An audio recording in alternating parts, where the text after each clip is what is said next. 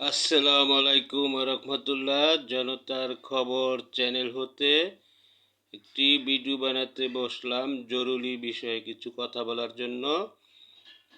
ভিডিওটা সাবস্ক্রাইব করবেন, লাইক করবেন, শেয়ার করে দিবেন। যেমন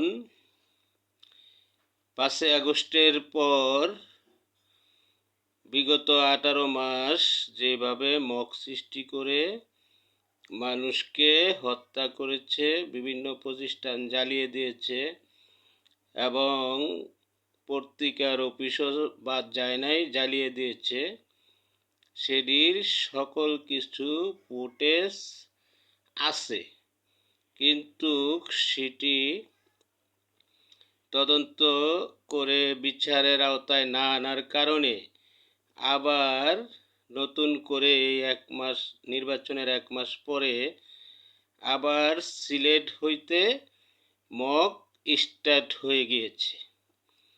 যদি সরকার বাংলাদেশকে স্থিতিশীল রাখতে চায়, জনগণকে শান্তিতে বসবাস করতে দিতে হয়, তাহলে এই 18 মাসের প্রতিটি মগের ঘটনার ভিডিও ফুটেজ মিডিয়াতে আছে, সোশ্যাল মিডিয়াতে আছে।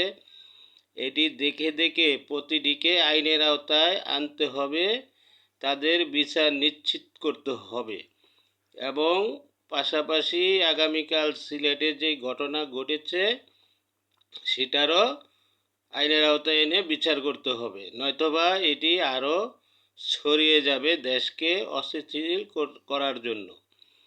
যেমন আবার বিগত 17 বছর আওয়ামী লীগ আবিষ্কার করেছিল মুরগি সাহারা কবির, এখন আবার সেই নামে আরেকজন নামছে ছাগল সাহারা কবির।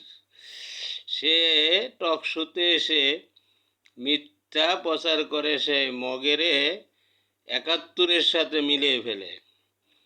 তাই এটি যথাযথভাবে তদন্ত করে বিচার করলে সত্য ঘটনা বেরিয়ে আসবে, দেশ স্থিতিশীল থাকবে। ভিডিওটা ভালো লাগলে শেয়ার করবেন, সাবস্ক্রাইব করবেন। আসসালামু আলাইকুম ওয়া রাহমাতুল্লাহ।